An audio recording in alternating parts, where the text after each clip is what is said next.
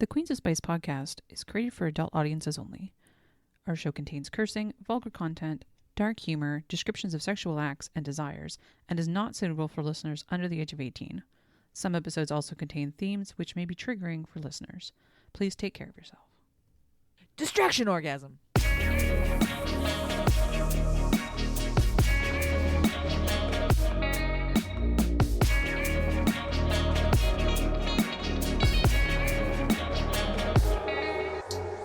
Welcome to the Queens of Spice podcast. I'm your host, Rachel Ragachu. I'm here with my two BFFs, Jack and Ash. Hey, guys. Hi, Rachel. How is it going? Good. How is it going with you? You know, it's not bad. We are in what I like to call chaos scheduling right now, which means the podcast is kind of coming out whenever because our lives are all up in a heaval. And that's okay. Sometimes that happens. So just be aware, listener, that this is going to be inconsistent for a minute, and we'll get through it. It'll be fine. And by a minute, she means the rest of our lives. Potentially. Listen, I try to make the schedule, and then things just happen. So do that thing where you get like notified where there's a new podcast, and then you won't have to worry, right, guys?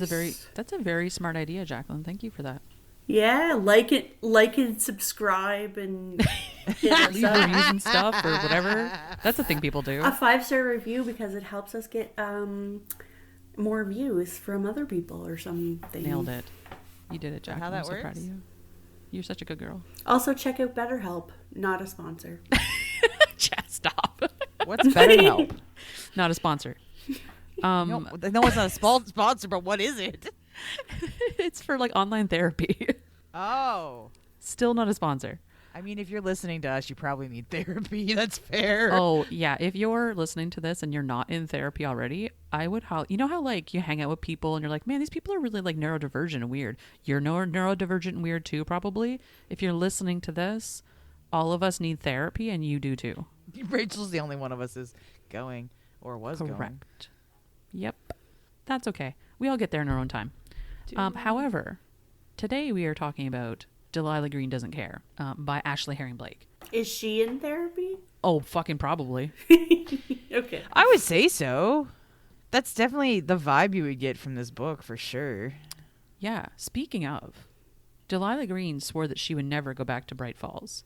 Nothing is there for her but memories of a lonely childhood where she was a little more than a burden to her cold and distant stepfamily. Her life is in New York, with her photography career finally gaining steam and her bed never empty.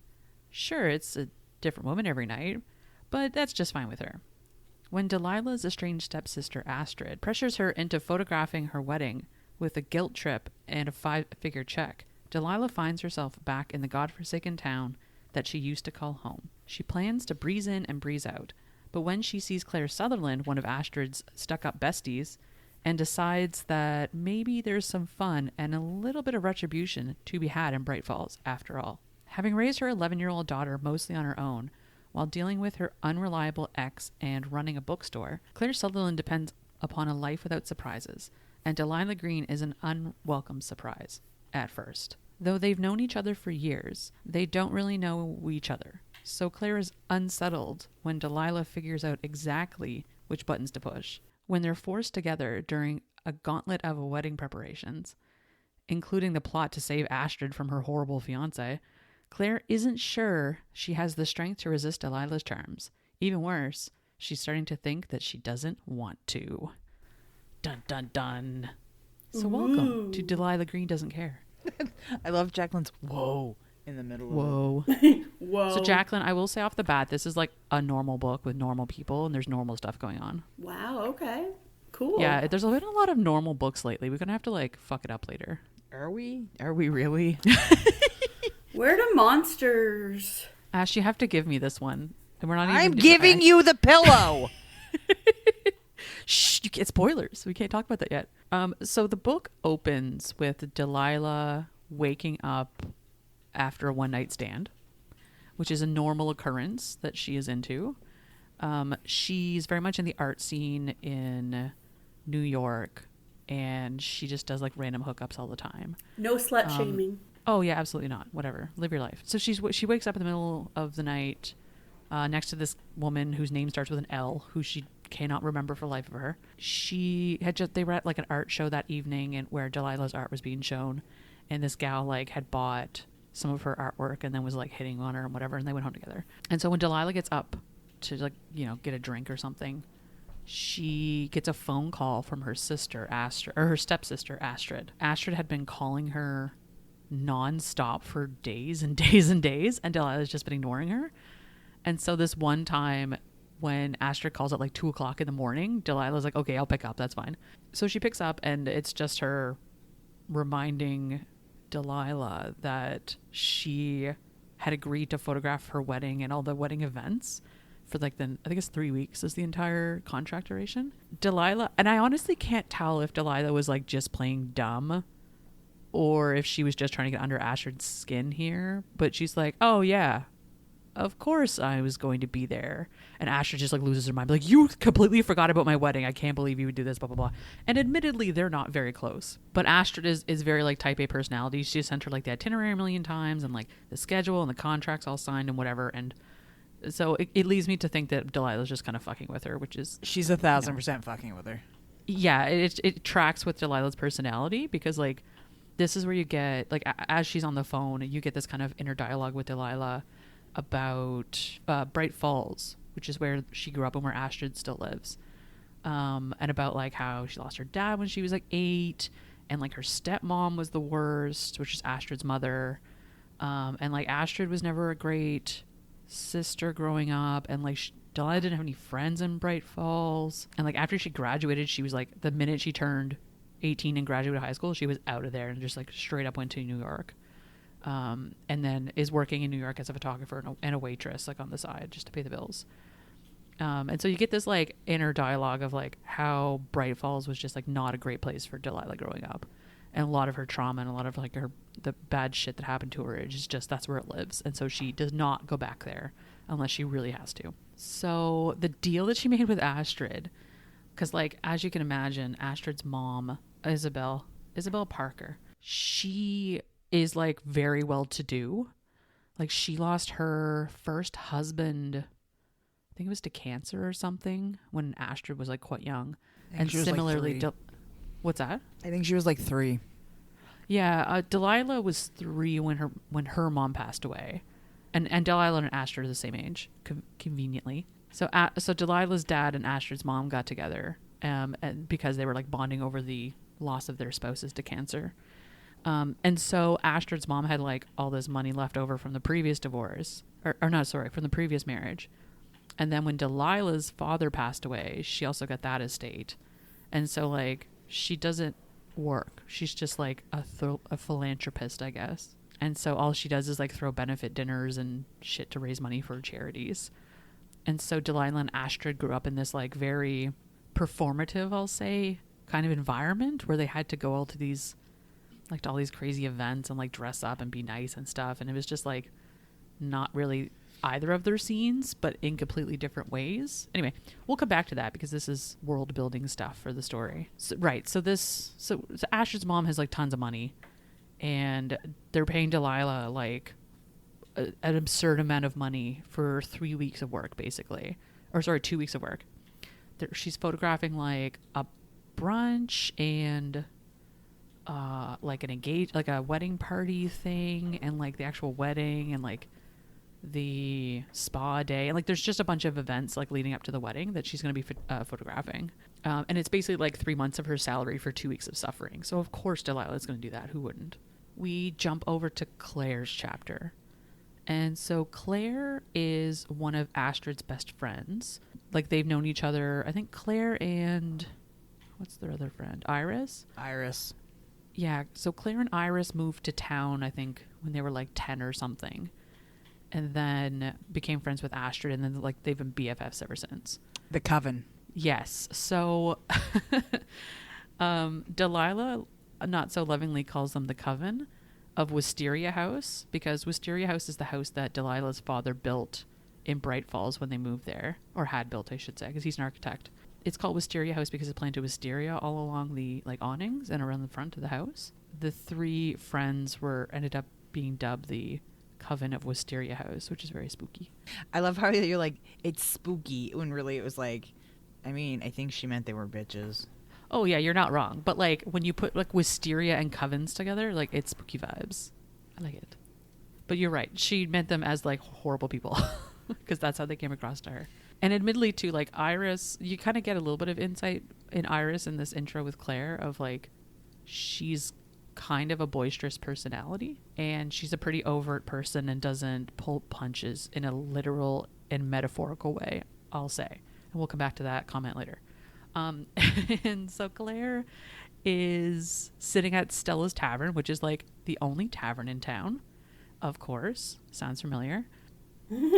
So she's sitting there with Iris and they're shooting the shit and they're waiting on Astrid to come in basically. They get to the conversation of Claire not having gotten laid in years. Or not years. I think it's close to 2 years at this point maybe. And the last time she did get laid was like her baby daddy who she should not be seeing. And there's just like some complicated shit going on there. And he's like his name's Josh. He's a very unreliable dude. And he like pops in and out of Claire and her daughter's life every couple of years. And it's really like annoying and confusing, which I can only imagine. And Claire's running like a bookstore on top of that. So she's a small business owner, and doing the single mom thing all by herself. And Iris, of course, is like, you need to get laid. Like, this is unacceptable. You are stressed and you're always overworked and you're just wasting away. And horny.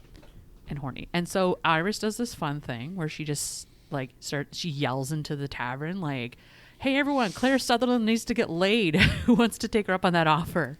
Of course everyone like gives her the eyes. And like I should preface this too, that like this book is queer romance. The author is bisexual and most of the characters are bisexual, like the main characters anyway. Delilah herself is just a lesbian and Claire's bisexual and she was out in high school as well.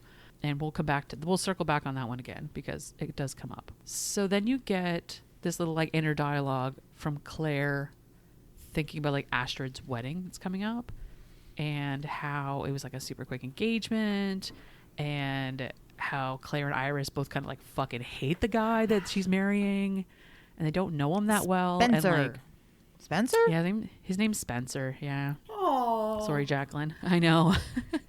He's no Spencer Ray, let's be fair. Yeah, so we get this background about Astrid's horrible fiance and how it was like a really quick engagement and like the vibes are off there. We come back to this like Iris challenging Claire to like get someone's number. And she's like, listen, like you need to get laid. Just like go try to like flirt with somebody and try to get their number. Claire, liquid courage, goes up and goes to like, just like, eyeballs around the bar to see who's there. There's a piece though when Claire is looking at the inhabitants of the bar or whatever, that was like that was the moment I knew like we had to do this book, where she's talking about or thinking about like who she would approach, whether it be like male, female, or NB, and how she thinks about how women are easier but they're harder and like that whole thing. I really love what this book did with that, I guess. And this is, yeah, because I'm going to keep coming back to this too about like the bisexual representation in this book. Yeah. And like pansexual really, if you want it, like depending on what your preference is there too, because I mean there are no like trans characters per se in this book, but it's like it's open to that as well, I would say. There's non-binary characters, which there's non-binary, but close but no cigar. At least in this book. I should say too, this is the first book of 3. The book is about the Coven, of course. So it's about the second one is about Astrid Parker and the third one's about Iris Kelly. I read the second one. I would very much love to hear about that later. And I don't want to spoil how I feel about this book just yet, but I would love to hear how you experienced that book. I just, like I said, I really liked the way that the author approached, like, I guess things from a female perspective too, or like femme presenting perspective too, in that like when you are at a bar and you're kind of in a position where you have to think about who you're going to approach and all that stuff, who is safe and why are they safe? Do you know what I mean? Right. And especially too, because like I said, Claire is out bisexual and this is a small town. So like everybody kind of knows that. So like it is a level playing field to a point. Like everyone is aware that 1, Claire needs to get laid, and then 2, that she is bisexual, which means 3, everyone's fair game. It's an interesting, it's an interesting little picture of how she reacts to the different people that she kind of looks over in the bar. And then of course we get the smash cut to Delilah's chapter, where she walks into this bar. She stands up at the bar and orders a drink, and of course the bartender starts hitting on her because Delilah's like, like black hair, bright green eyes, like gorgeous tattoos all down her arms, smoke show, and she just walked into like this tiny town where nobody recognizes her. And so the bartender immediately, like, who's a guy, just like starts hitting on her, and she's like, "Are you sure I'm not your type?" And he's just like, "What is that supposed to mean?" And then Claire comes over and starts chatting with Delilah. And Delilah, just like the gleam that's in her eyes must come through in the writing here, because like Claire doesn't recognize who she is, even though they grew up together, because that's how much Delilah has changed over the years. You get this insight from Delilah that Claire was like she had a massive crush on her, I'll say, but not, I don't know, like she just lusted after her, I think is what I'll say. Because like Claire is just like all fucking curves, and she's just like beautiful, and she's got the librarian look going on with the glasses. She works at the bookstore, and like she wears, like very form-fitting clothes to show off her figure, and she's just gorgeous. And Delilah is like all about that. And so when she was younger, Delilah was just like, as soon as Claire came out as bisexual, Delilah's just like salivating. But obviously she would never go for her, because like that's like one of the coven, and they never treated her well. So it was one of those kind of situations, but it was always like a bi icon for her growing up. And Delilah admittedly too, like I think she said she knew she was a lesbian at like 12 or something. Like she was quite young. Right. So we get Claire trying to chat Delilah up. And of course Delilah's like, as soon as she realizes that Claire doesn't know who she is, she's like all in on this, because she's like, oh, this is going to piss Astrid off so bad if I like start hitting on her best friend. And then of course, before this can go too far, Astrid walks into the bar, and she recognizes Delilah and Claire at the same, like obviously. And then she's like, what are you guys doing talking to each other? Like, this is kind of weird. And then of course Claire has the moment of like, oh fuck, this is Delilah. Like, damn it. And of course, so that shuts down. And then we get this like kind of, not confrontation, but like a welcome home from Astrid, which is basically like, Delilah, stop talking to my best friend. This is weird. And then, oh my God. This is where, this is how I know this book is like very well written. It just like, as right off the bat, we get this little, like they all sit down and like start drinking their wine at the table, and Delilah included. Then Astrid gets like summoned home by Spencer, her fiance. And all she says to Claire and Iris is like, yeah, well, I have to go. And they're like, what? Why? You just got here. And she's like, yeah, Spencer wants to go to bed. And they're like, so what the fuck does it matter? Oh, and God. she's like, no, I have to go. I'm really tired too. And I'm like, the fuck you are. Anyway. Could you imagine? No. Jacqueline. You just had 3 Red Bull. You're not tired, bitch. Have you been reading my diary again? I just picture Bucket Nuts being like, Jacqueline, I'm tired. I want to go to bed. Night. Could you fucking imagine? Yeah, good night, bitch. Yeah, and? Yeah, that's nice. Have a good sleep.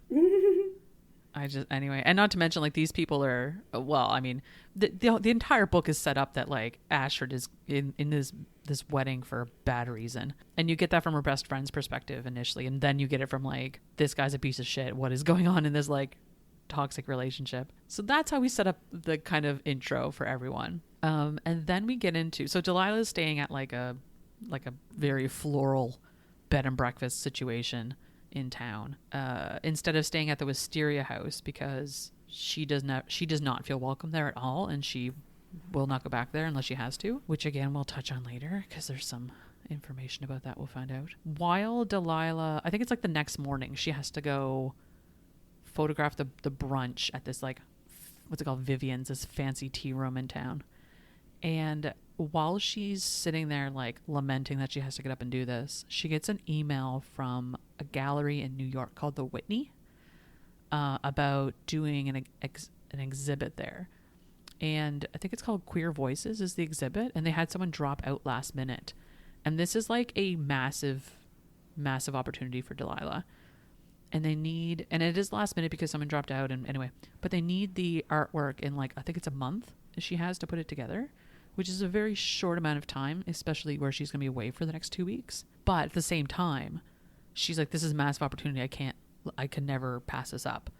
So she's committed to doing this wedding and then like basically busting ass back to New York in order to get her artwork together for this. And then of course, in typical Astrid fashion, just like barges in to Delilah's room at this hotel because she knows the owners. Of course she does. And like got the key from them because again, small town. Also, she's the designer. Yeah. Astrid is a interior decorator or designer. She bought the company from somebody else. Because I think too, like my understanding is that Astrid went to business school and has a business degree. And so running the like decorating situation is a passion of hers, ? Or it's just something she's very good at? ? Well, and this is the further we get into the book, the more you recognize who Astrid is as a person. And who Astrid is as a person is kind of a shell of a human. A lot of the stuff that she does is for other people and always is for other people. I wouldn't say for other people. I think it's more for one person in particular. That's fair. It's, well, yes and no. Because what she learned from her mother, she carries through into her fiance situation as well. Yeah, that's fair. I would say she picked up a lot of personality traits that were ingrained in her from her mother that are now reflected across her life in a number of ways. But one can also argue too that like her relationship with Spencer is like strictly influenced by the mother anyway. Like not even that her like, not that her actions stem from the fact that she learned those things from her mother. She's doing it because of her mother, if that makes sense. Like, yeah, I would agree with that. I mean, all of this is to placate her mother. Like, let's just be fair. Yeah, because that's what her mother wants from her. That's right. Because nothing in Astrid ever does is for herself at the end of the day. It's always to like fuel that void that she has to please her mother. So we have mommy issues. Check. Brunch at Vivian's tea room. Ruby, who is Claire's daughter, she's 11, is that right? Yeah, around those age. Yeah. Yes, yeah, she's around that age because I remember thinking that she was around my son's age. Yes, which is always interesting. So Ruby's late because she was staying at Josh's last night, who's the ex/baby daddy. He, of course, is painted as a very irresponsible person. Fair enough. He's kind of like the fun-loving parent who is always trying to like make Ruby's life fun and exciting. But of course, Claire is then painted as the strict parent who like has to rein all that in because at the end of the day, Ruby like is a human being that needs to do things like go to school and wear dresses to events that she doesn't want to wear. And so Claire ends up being painted as like the strict parent, I would guess. And so Josh, of course, shows up late with Ruby and Claire is just like in tears because again, she can't trust him to do something like show up at 9 o'clock when he said he was going to. And so they're trying to get Ruby into this dress that Astrid had bought her for this event. And of course, Ruby, who's like 11, again, does not want to wear this dress because it's quote unquote itchy, which is like translating to, it's just bullshit. I don't want to wear it. Totally fair. What? Itchy is a real thing. Yeah. Oh, don't get me wrong, Jack. It is. I recognize that. But it's also like she just doesn't want to wear this dress. It's not her style. It's crap. And she just doesn't. She's not into it. And why are they making her wear it? Because adults are weird. Okay. And I totally get that too because I was that kid who was like, don't fucking make me wear a dress or I'll throw a fit. And for like the first 10 years of my life, people made me wear dresses anyways. And I fucking hated that. So now I refuse to do it. So bleh. I'm an adult. Are you? Here's the thing. I play an adult on TV. So yes. Adult adjacent. I'm an adult adjacent. That's totally sure. I'm sitting here in like my kitty cat socks because it's chilly. So yeah, I understand that. So, right. So Delilah, of course, kind of intervenes on this because she has, not that Delilah's like likes kids or anything. She's just like, oh, this is me. Like this kid, I understand where she's coming from. And she's like, okay, cool. What we're going to do is we're going to take this dress and we're going to go make it so you like it. And so she takes Ruby into the dressing room and they I don't know, do something like tear the sleeves off this dress and like make a cool sash thing with it. And like she's wearing combat boots with it. And like it's gotten to the point where she, like Ruby likes it. She's proud of it. Of course, Claire just like is having a moment about this because Delilah just kind of like intervened, fixed the situation for lack of a better term. And then we carried on with the entire day. Delilah makes this comment and it triggers Claire in an interesting way too, which I think maybe, I don't know, you have to tell me if you have some insight on this, Ash. She says that it's not that Ruby didn't like the dress. It's that she wanted somebody to listen to her. Of course, Claire is just like this, like stabs her right in the heart because she's like, God damn it. You know, as much as I try to be such a good parent and I try to be understanding and I try to be there, like eventually you have these moments where you kind of lose sight, I think, of the fact that your kid is a whole individual and that they're developing their own personalities and are going to be themselves, and you have to kind of like let them be themselves. And this was one of those situations where Claire's like, God damn it, right, I need to remember to do these things, and I keep trying to live in like fight or flight mode instead of like actually taking the time to like nurture these parts of Ruby. Well, I mean, I think you also get into these situations where you feel like if you start to give a little bit control, then you lose all control. So you think you have to fight every battle, and it becomes a whole, you know, is this the hill I'm dying on today kind of situation? That's got to be really hard to discern.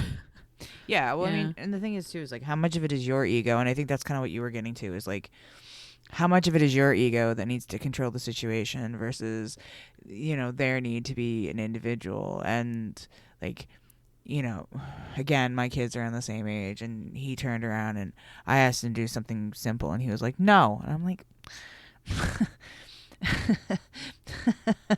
this isn't a democracy in this household. You don't get a vote until you're 18. Yeah, like, look, you know, and I get it, but like, and again, we're dealing with like ASD and stuff too, but like, you know, there are other ways to go around. I think the point is there are other ways to go around having a conversation, and one party may feel like they need control, so they're going to approach it one way, because if they give it anything else, then they're, you know, they've lost control and the kid's going to walk all over them, versus like sometimes it's a lot simpler than just letting the kid get their own way. And it's just a matter of how can you communicate in a way that's effectively but also makes the kid feel heard. Like, okay, he didn't want to do the thing. No wasn't the way to go around that. And I said that, like, no, that's not that's not a word we use in these situations. Like, if you don't want to do it, then let's talk about it. But like, you don't just get to say no like that. It doesn't really work for me. I also think too, and like, correct me if I'm wrong, but the way Claire is written as well, it's interesting because Iris picked up on it early in the book too, is that like she is overwhelmed as a human being. Oh, 100%. And she has a lot on her plate, and it keeps coming back to this too, that like it feels like she's trying to like collect sand in a sieve. Like, it's just, she's always trying to keep track of everything, control everything, and just like have a handle on it. But that's exactly what I'm talking about, right? Like, yeah, there's just like some stuff there's nothing you can do about it. And she gets so overwhelmed that she kind of loses sight of what's going on. It's not even a matter of you can't. Sometimes it's just a matter, is that really the thing you want to fight about right now? Like, there are so many other crazy things in the world, and that's the thing, like a dress, or like, because I think really, if I remember correctly, it had a lot of like lace or something, and all Delilah did was like remove the lace, so it was like a slip instead of a like a froofy whatever. And like, I feel for Claire too, because like Astrid was the one that bought her the dress. So here she is, she's got her daughter come in late, she's stressed because of that, and then her kid's not dressed, which is stressing her out. She's got to deal with her ex, which is stressing her out, and then her daughter doesn't want to wear the dress that her best friend got her, so now she's got to worry about her best friend's feelings in this situation on top of her daughter's feelings. And sometimes, I mean, I could be, I don't know, projecting, but like, I feel like as a parent, sometimes we, and this is going to sound horrible, forget our children's autonomy because they are extensions of us to a certain extent. Like, we feel that they are extensions of us, therefore we should have complete control, versus hearing them out like I do with my kid and his meds, right? Like I would love to have all the control, and it's hard to let go of that control, but it's also his body and like those kinds of things. I mean, I had to have the argument with him about not wearing the same clothes twice in 1 week, or like wearing jeans once a week, because he hates it. So, you know, how much of that fight am I willing to have, and what's the point of the fight? Is it for an educational purpose, or is it just so I can have control? Yeah, and I it's interesting because I always come back to like being 10 or 11 and 12. Like 10, 11, 12 is that age where you're like tell me what to do, I fucking dare you. At least for me, because I'm, you know, a piece of shit. But like it was one of those like, please tell me harder what I should be doing, because I'm going to do the complete opposite if you continue dictating my life to me. Especially in my situation where it's like I was a locky kid at 10. So like you've already put all this responsibility on me as a young person, and then you want to also dictate who I should be. And it's like, that's adorable. I'm not listening to this garbage anymore. So like that's kind of the age and the vibe I'm getting that Ruby's like going into at this point too. And that has to be like that's got to be very difficult in a parenting situation, especially when you're a good parent, because you have to like navigate that kind of freedom of expression. And it's like, but at the same time, you do have to go to bed at 11 o'clock because you are 11 years old. So like we have some give and take here. And of course, especially when you put like Josh, the fun parent, beside Claire, the normal parent, for lack of a better term, like Claire has rules in her household and Josh doesn't have rules in his household. And so when Josh has Ruby, it's a different ballgame than when Claire has Ruby. And of course it's funner to stay up until midnight and watch movies. Yeah, of course it fucking is. But like, you're going to be cranky tomorrow. And then Claire is the one that has to deal with cranky Ruby all day because it's Claire's day to have Ruby and blah. Like, it's just this big spiral of like things I think you have to consider. And so when Delilah just kind of like picks that up for her and solves a problem, like for Delilah, it's not a big deal. And for Claire, it's just like, oh, thank God we can just sit here and be happy now. This is great. We can just enjoy this kind of whatever, and it's done. And but also this immense amount of guilt for not having rectified it herself. Rectified herself or seen her kid? Like, I think it's both. And really, I think they're intertwined in this case too, because she's like, I should have been the one to solve that problem, and I should have seen the problem for what it was. And so it feels like it comes across as guilt that she didn't mitigate that situation at all. She just kind of stressed out and shut down about it. I mean, fair. And admittedly so, like, when you get overwhelmed in those situations, you're like, I'm just done. We're done. I cannot brain and come up with a creative solution for this problem.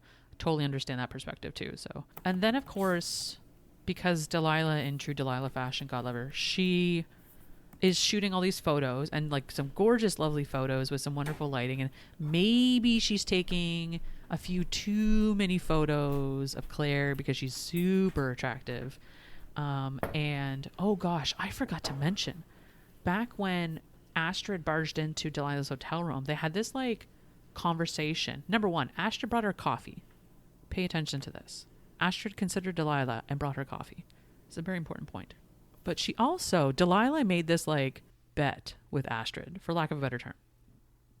And I say bet loosely because Astrid did not take her up on this. Astrid said, you're a dumbass. We're not doing that. But Delilah was like, I bet you that I can get in Claire Sutherland's pants by the end of your wedding. Like by the time you're married. I bet you I can do it. And because Astrid's just like, stay the fuck away from my friend. Like, don't do that, whatever. And Delilah's like, fucking watch me. I dare you. And so that's like, those are the words that came out of Delilah's mouth. That she's like, I bet you I can get in Claire Sutherland's pants.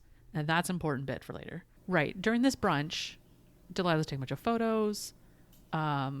So she's focusing a lot on Claire because, again, it's like, are you into Claire or are you trying to like win this bet? What's going on here? It could be both. But Delilah like bumps, like hip checks by mistake one of the tables. And there's this massive champagne tower filled with glasses, and it all just like falls over and hits the floor.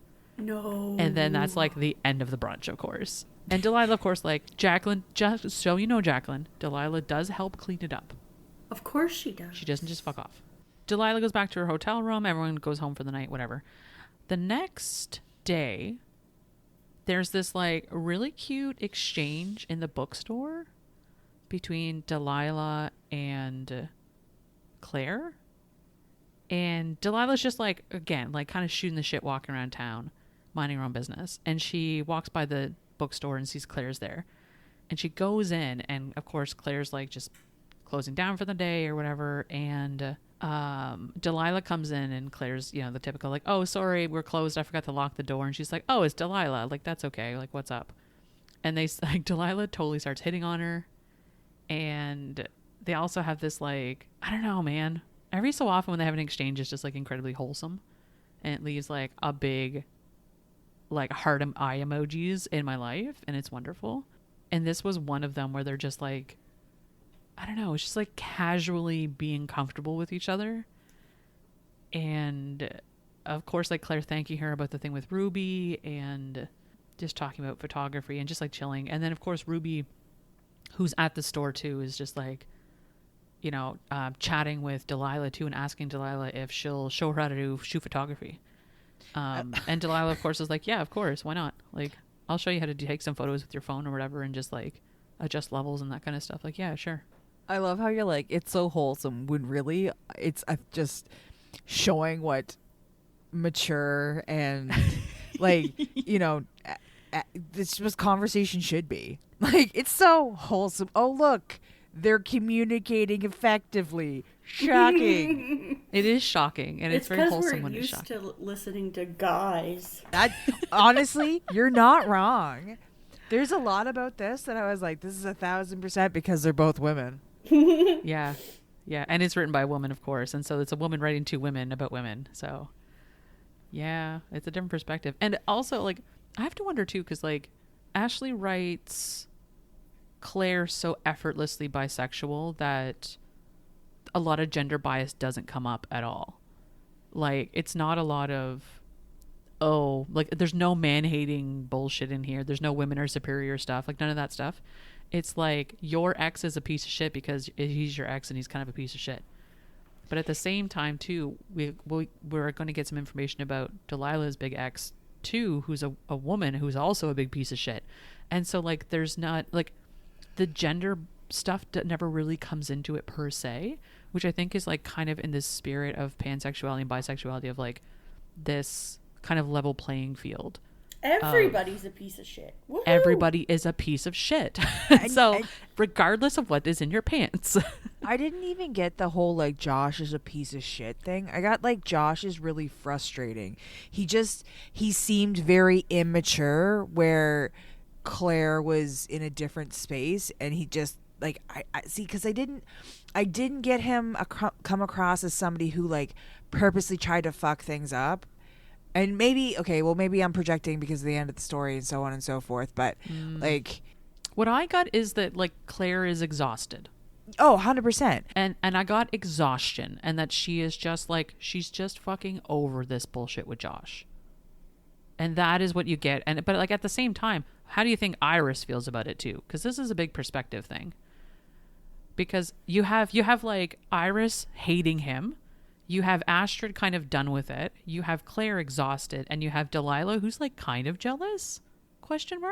So you're getting like 4 very unique perspectives about Josh.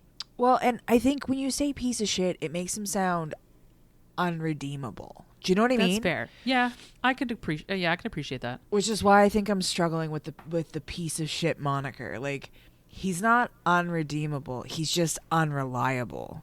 Which is, yes. And like, as a single mom, I can see exactly the type of character. Like, he's not the guy that she, like, there were points when she didn't feel safe with him, with Ruby, and I was like, okay, girl, you're projecting. Like, he has not given you any indication to think that he would not be safe. He's just unreliable, and like, you can see how that's a her thing that she has to process. Do you know what I mean? I do, and we're gonna come back to this shortly, so let's put a pin in that. Is it like he's not like purposely trying to make things more difficult for her? He's just not going out of his way to make things easier on her either. He's just kind of doing whatever suits him and Yes, Ruby, and we're sort going to of come thing? back. We're going to come back to this briefly because there's going to be a whole arc about this later, and especially about like how Josh views Claire's opinion of him too. So just put this in the back of your head. We're going to come back to it. So after this exchange in the bookstore, there's dinner at the Wisteria house, and this is like their kind of, what would you call it, like an engagement dinner kind of situation where it's like, you know, both friends and family from both sides of the family come and like have dinner at the house, and like they're hanging out back near the creek and shooting the shit and whatever. You get this little vignette of Delilah coming back to the Wisteria house for the first time in like, gosh, it's a long time. Like since she was 18, I think this is the first time she's walked in there. She kind of freezes as she's standing on the steps, not going anywhere, not being able to walk into this house. And Claire recognizes that and kind of like hooks her arm with Delilah's, and they walk in together. Claire just like kind of effortlessly makes this gesture to Delilah, and it's kind of a massive thing for Delilah because she's never had a support system, especially in Wisteria House. And so there's this like kind of conflicting thing where, I don't know, these two people are very into each other, but Claire is also just a very genuine person, and she would have done that for anybody. But the fact that she did it for Delilah, from Delilah's perspective, is a massive gesture. And also like a huge weight off her shoulders, because again, like this is where Delilah's trauma exists. And like she grew up here. She lost her father here. She had to grow up without any friends and no family to speak of for years. And this is like her black hole of existence that she doesn't want to be in. However, so she does like take some photos of the event like she's supposed to. And this is where this is where you get a proper intro of Spencer, the fiance. Uh-oh. And all I have to say is that, Ashley, are you okay? And have you ever met a person like this in your real life? Because you wrote him perfectly. Well, I mean, you want to talk about piece of shit. Like, if we were going to dole out the piece of shit moniker, Spencer. Yes. You are correct, Ashton. Thank you. Spencer is the properest piece of fucking shit. Like, misogynistic human. I cannot. And it's, you know what the worst part is that like, I feel like I've met this guy before, and he's just such a fucking asshole, and I can't deal with it. He's so bad. Okay, Not like your you have to gentleman. like describe it though. Okay, What? so this one particular scene, he, you know, like, he's getting, Astrid introduces Delilah to him. Claire is with Delilah, standing next to her. Spencer's standing next to Astrid, and Astrid offers to get Delilah and Claire some champagne. And Spencer, in typical Spencer fashion, slaps her ass and she's like, yeah, go get me some too, babe, and sends her off to go get champagne. And so while he does that, or while Astrid is away, he does not actually like shake Delilah's hand or kind of acknowledge her in any way.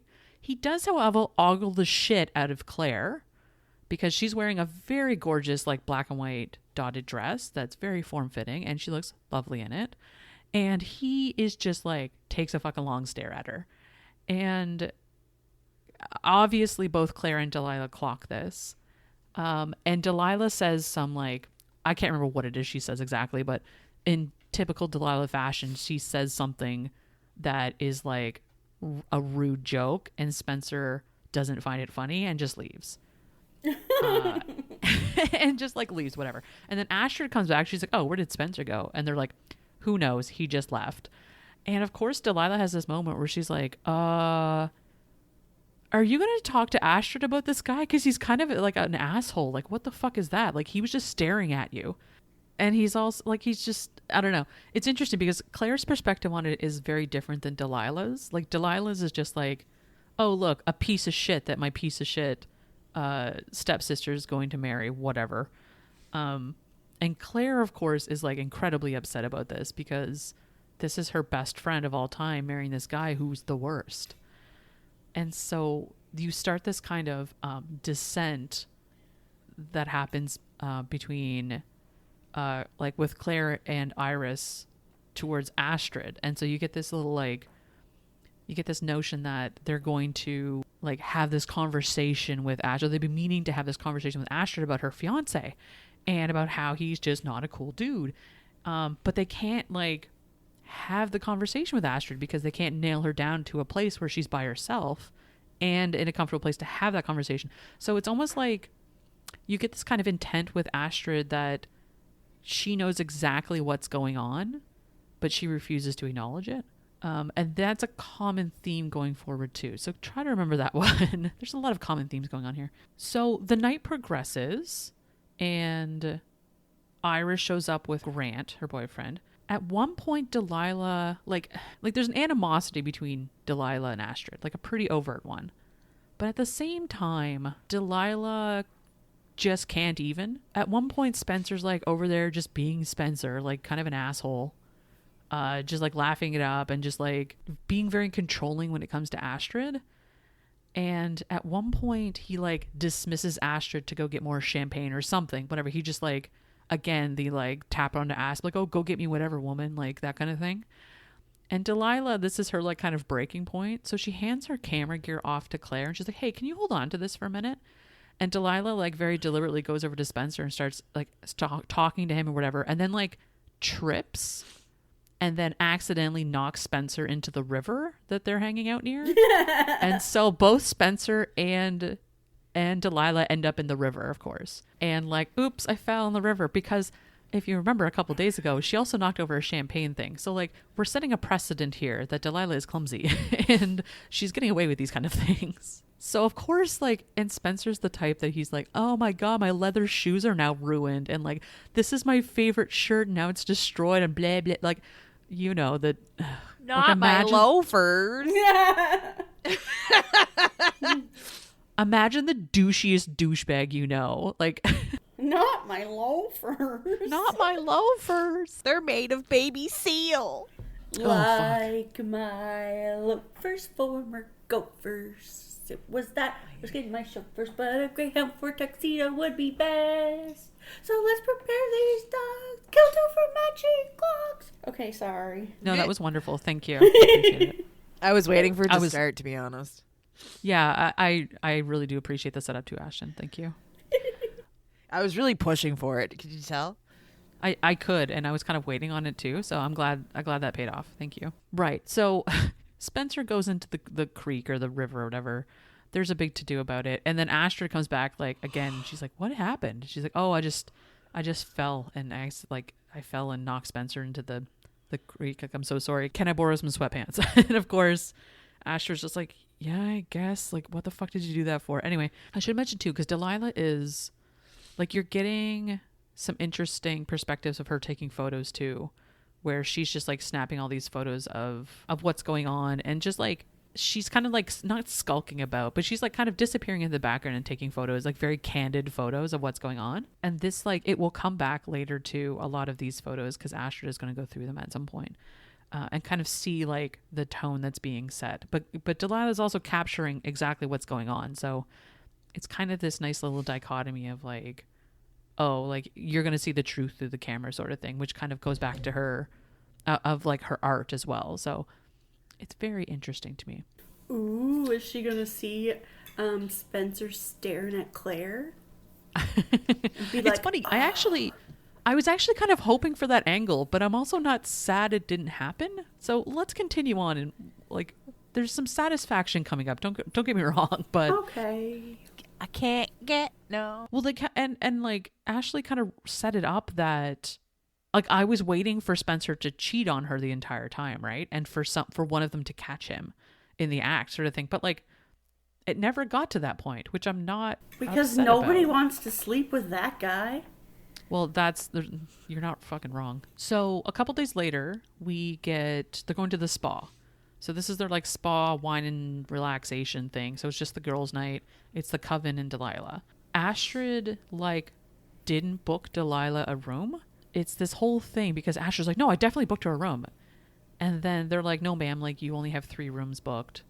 And Delilah's like, no, it's cool. I kind of figured you'd forget me. Like, that's kind of how things go. And Astrid's like adamant that she remembered, and then she remembers that no, she booked 3 because she wasn't sure if Delilah was coming, and she forgot to recall. And anyway, we end up with a situation where there are 3 rooms and there are 4 people. And this is one of my favorite tropes.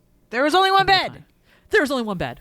And so Iris straight up is like, well, you're not staying with me. And Astrid, of course, is like, this is my like relaxation. You're not staying with me. And Claire immediately is like, no, Delilah, you can stay in my room. Like, it's not a big deal. And then, of course, like, if a room comes up, like, they'll make it available to you or whatever. But, like it's a king-size bed. It's fine. You can just stay in my room. No big deal. There's this amazing intro into the room-sharing situation where Delilah is getting changed, and so is Claire. And they're in different rooms because one's in the bathroom and one's, like, out in the bedroom. And Delilah's, like, yelling through the door, like, oh, do you think I should leave my underwear on? Like... And just like teasing Claire to no end about the whole thing. And it's very fucking adorable. Anyway, so they go through and they go down, they have the massages and they're like mud facial things. And then they're having dinner.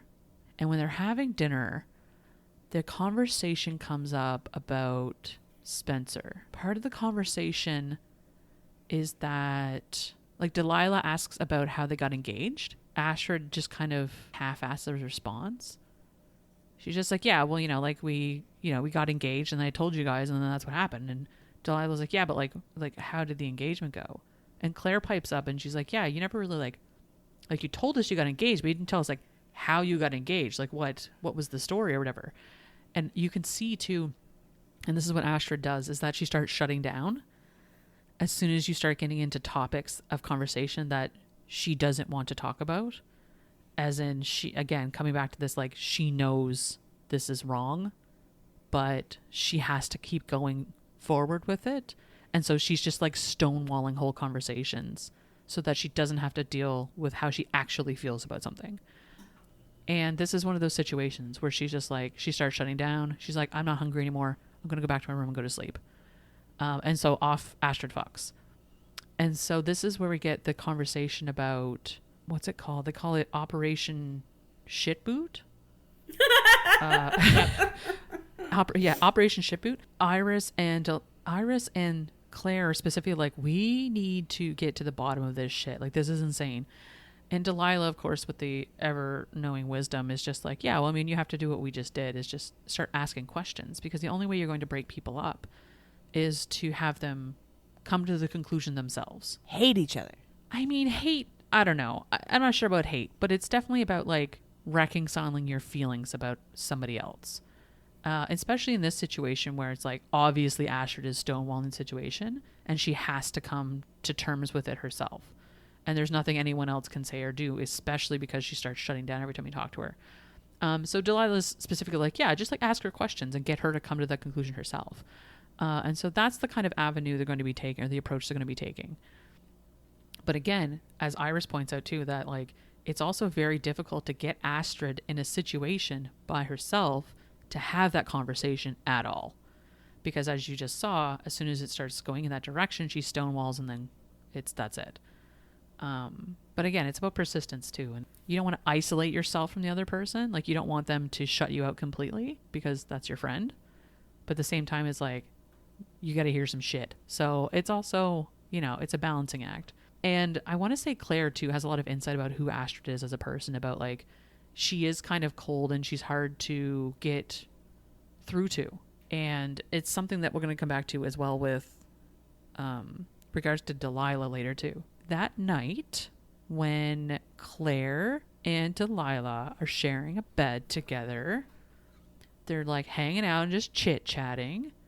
And Delilah shows Claire a bunch of the photos she had taken from brunch. And of course, Claire is like gonna fall in love with her now because some of the photos are really great, especially of her and her daughter. And Delilah starts telling this story about the inspiration for her art. And this is where you get this backstory from Delilah about Jax, which is her big ex. She was with her for like 2.5 years. And after 2.5 years, like they had lived together, and Delilah came home early from a shoot or something. and caught Jax in bed with Jax's best friend. And Her ex, wasn't it?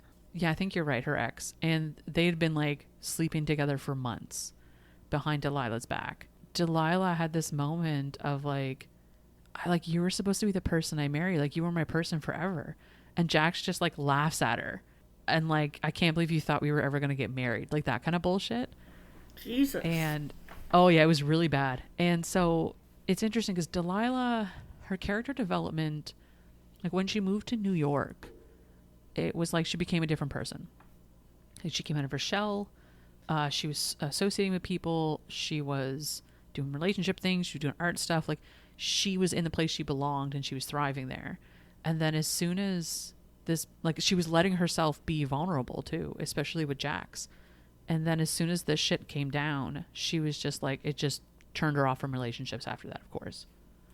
And so in order to cope with this, what Delilah did is she went back to Bright Falls. For whatever reason, like she basically ran away from New York being like, I need to get the fuck away from this for a minute. I need to regroup. I need to go to a safe place. And the only other place that was safe to her was Bright Falls, even though it's not technically a safe place for her. But it was the first place that she thought of as like home, because for a couple of years it was home for her before her father passed away. And so when she was in Bright Falls, all she really did was just kind of like decompress and walk around and take pictures. And one day she was walking out in the woods taking pictures, and she came across a woman standing in the river, like with this like a long dress on, and she was just screaming into the void, like just very emotional, trying to get all this anger out, just yelling into nothing. And there's no one else around. And this was Delilah Delilah ended up taking photos of this and catching the moment. And it was the inspiration for a lot of Delilah's art about LGBTQ plus people and like the anger they have inside, and about letting that anger out and experiencing those extreme emotions. That person in the river screaming into the void was Claire. And so Delilah tells her about this. And of course I've never like distributed those images or whatever. And I just wanted you to know that like I took these pictures of you and I have them. And of course Claire is like, can I see them sometime? Like that would be super cool. And then of course, they just start making out after that, because that's what you do. And they really like each other. And of course, before things can get super escalated and super hot, there's a knock on the door. And it's Astrid. And they have a room available for Delilah. So if Delilah wants to switch rooms now, she can go switch rooms. So Delilah gets all of her stuff together and switches rooms immediately. And that's like the end of it.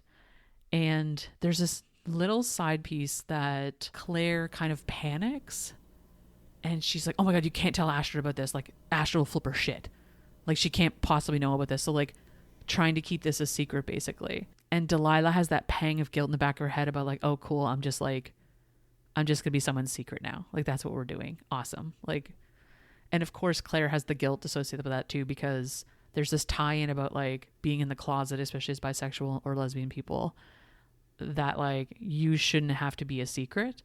And so there's this little theme kind of tucked in there too about like being authentic and who you are and all this stuff. And it's carried through in this, like they both kind of have a chip on their shoulder about it, which is very interesting. So on the drive home the next day from the vineyard, this is where Operation Shitboot comes to life. And they start a group chat.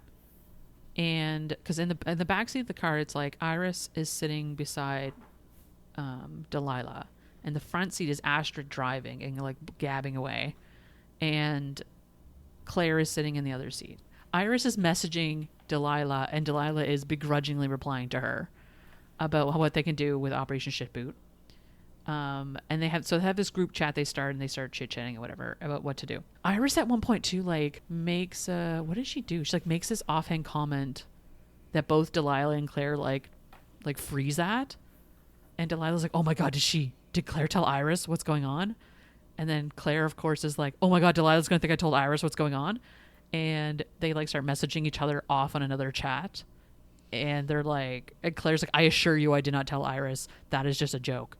And anyways, it's this like cute little moment about like just the secret safe with me. So when they get back to Delilah's hotel, it's just Astrid and Delilah in the car at this point. Astrid asks to come in and see some of the photos that Delilah had taken. And Delilah, acquiesces. They go in and she sets the photos up so that Astrid can flip through them. And Astrid has this moment, like you can see the kind of walls breaking down because she pauses on a couple of the photos with her and Spencer. She has I think one of the things she says is, I should be happy, when she's looking at this photo, and it's her just not happy at all. It's just her standing there being kind of stoic beside her fiance. And she's like, I should be happy. Like, the person I'm marrying should make me happy. And that's kind of where they leave it. Like, Delilah has nothing to say to that, of course. Because that's kind of like they don't have that kind of relationship where they talk about those kind of things. And so you're starting to see these little cracks around the edges of Astrid. And the only time those cracks show up is around Delilah. So there's like this little kind of bit of vulnerability coming through when she's around her. And so that night there's a team meeting at Claire's house, and the team meeting of Operation Shitboot. They get pizza and they have some wine and they kind of chit chat about how they're supposed to like deal with this Astrid situation, which turns into like Ruby wants to know about Artie stuff. And so Delilah ends up showing her to take photos of like the bird bath out back, and then showing how to adjust levels and stuff like this. And then Ruby goes off to like a sleepover. Iris goes home for the night. And we end up with Delilah sitting on the couch with Claire. And they're playing this fun game of like, they're like these fortune cards. They're kind of like tarot, but not quite. They're oracle cards. Right. Thank you. Oracle cards of like historical women throughout literary endeavors, I guess, and there's also some like, I think Marie Curie is in there too, and there's like women throughout history and that kind of stuff. And it's just like this fun little game. And so there's a lot of them that come up. They're like, what do your cards mean? And they're like, oh, this one means lust. And like Claire ends up with all the super sexy cards, and it's just very kind of fun banter going on back and forth. And then of course, because it has to happen, they start getting like super flirty, and Claire ends up saying something offhand about Josh, about like the last time I think she was with someone was Josh a couple of years ago or something. And Delilah gets this like very jealous kind of retort to it. Claire throws back at her, why do you even care? And this is kind of the Delilah Green Doesn't Care title of the book. It always comes back to this, like, as soon as Delilah starts having conflicting emotions about something that are coming out, people throw back at her. They're like, yeah, but you don't care. You're Delilah Green. You don't give a shit about anything. So why do you care now? And in this particular instance, she's just like, she takes pause and she's like, yeah, you know what? I don't fucking care. And then they just start making out. And then they start having naughty times, and it goes to the bedroom, and Jack's going to read about it later. It's gonna be really fun. And then, of course, because this is how this has to happen, at like midnight, they're like all cuddled up and like sleeping. And turn into pumpkins. They turn into pumpkins, yeah. And then the kid has to come home from the sleepover. Right. So the mother of the sleepover kid calls Did you read this, Jacqueline? No. Is that really what happened? She sees the writing on the wall. Yeah. Yeah, it is. Yeah, so the kid has to come home from the sleepover because they got in a fight. And so Claire's like, they're panicking, of course. And there's like, again, the like, you can't be here with my kids here sort of thing. Anyway, it figures itself out, and Claire ends up like convincing Delilah to stay. And after that, they like have a lot of heavy talks about their past relationships and stuff, and life states and that kind of stuff. And in the more like they do some more hanky panky, of course, as one does. The next morning, Delilah ends up leaving before Ruby gets up, sort of thing. So like she just sneaks off. Amongst all of this, there was talks about Josh taking Ruby on a camping trip that weekend. In typical Claire fashion, she kind of has her back against the wall on it because she doesn't trust Josh, and she especially doesn't trust Josh with Ruby out camping in the woods with a hot spring. And like there's a lot of things that just make her very nervous about it. So what Iris had proposed was, she's like, oh, well, why don't we all just go camping together? And so Claire ends up like kind of inviting herself along on this situation. So, and they invite Astrid as well. I think it's like 2 days later or something, they're all like getting together to go on this camping trip. And who shows up? Because Astrid is also invited. And this was also Operation Shitboot. They're like, oh, if we invite Astrid to this whole thing, we can have a conversation with her at that time, away from Spencer, and everything's gravy. And so the morning they're about to leave, who do you think fucking rolls up with Astrid? Santa Claus. Spencer. Ugh, if only. Spencer Claus. Spencer's like, it pulls up in his Mercedes with his like fancy clothes to go fucking hiking in the woods and camping. His camping loafers. Jack, I'm not even joking. He's got like leather sneakers. It's a whole thing. And hilariously, like, I will say too, Josh is like kind of a redeeming character in that like he's looking at this Spencer guy, but he's like, is that what you're wearing camping? Like, what the fuck? It's just, anyway. So they get to this place. It's called Bagby Hot Springs. They're setting their stuff up and whatever. And Claire is, I think, like just having a conversation with Josh at one point. And it starts getting pretty heated in that Josh kind of throws out, like, why the hell are you here? Like, what's going on? Like, there's no reason you need to accompany me camping with my daughter. Like, that's very... It's kind of weird. And like the fact that you brought like Astrid, like what is going on here? Like, this is crazy. And so they're having this little fight, and Josh throws out of the like, I'm never going to be good enough to be a parent to Ruby, am I? And it gets Claire in a tizzy, because that is exactly how she feels. And he's calling her out on that too. I was just going to say called out. For sure called out. And it's I kind of love the way these two are written, because like Claire admittedly is trying to run her own show, and she's working really hard at it, and it's very challenging. And then you have Josh, who is an incredibly unreliable character. He is very stress inducing, and I feel like I know this person as well, and it is very stress inducing. And it's just like, every time you fuck a thing up, everyone else has to deal with the repercussions of your actions. So at what point are we supposed to accept that you're not going to fuck it up? And I totally understand that perspective, especially from Claire, who's had to deal with the fuck up so many times. And it's just like, so where, potentially she's never going to think you're good enough, and you have to prove that you are going to be. So like, that's just where that is. And so Claire's sitting with this, like, I feel so guilty and shitty that I feel this way. Josh is just kind of like mad. And I don't know. It feels like the first time you read it through, it feels like a very childish response to it. But going through it a second time, I understand the perspective a little bit better, especially knowing the ending of the book. You feel like his response is childish, or her? His. Her. Oh. Well, both of them. But Okay. but I'm talking about Josh's response. Is that the first time you're like, I'm never be good enough, am I? And it's like, oh, okay, cool. Like, you're just being a bratty kid about it. And I mean, they did all show up to go camping. That's ridiculous to me. well, but this is the thing, Jack, is that like, there's this whole backstory about Josh just like dropping the fucking ball as a father so many times over the years in big ways. Like, I'm not talking like, oh, he didn't show up to a recital. I'm talking he left town and didn't come back for 2 years out of the blue. Had plans with Ruby and was supposed to be spending time with her and looking after her every other weekend and whatever. Like, he just left her, walked out of her life several times. Right. So that beside the like, well, I'm never gonna be good enough, it's like, yeah, you're fucking not gonna be. Like, you keep fucking this up, so like, why would you be? So admittedly, the first time I read that, I was just like, fuck you, Josh. Like, you don't get to be that kind of guy. I don't know. It's a difficult thing, especially dealing with like a single mom situation, because Ash, as you know, I get very defensive about that because I'm just like, don't you dare make her fucking life harder, so help me God. I mean, I think that's just the way it is. So this camping trip, Jesus, Spencer is leading the charge to go hiking. Follow my leather and- shoes. I hope he gets caught in like a bear trap or something. So close, Jacqueline. Are Or you sure you eaten didn't by read a this? bear. Always choose the bear. Josh and Ruby are gonna go and hang out in the hot springs, go swimming, and Delilah's gonna stay at the camp because she's just like, why the hell am I here? This is weird. I agreed to this, but the only reason she agreed to it because she's like, ooh, maybe I can sneak off with Claire and get some action. He. At the same time, Iris and Claire and Spencer and Astrid are going to go hiking. They get like half a click into hiking, and Claire is just like not feeling it. She's just like upset about the Josh situation. She's nervous that Ruby is off. Dying in a hot spring. Yeah, right? Like, literally, that's what's going through her head, Jack. She's like, my kid could be dying.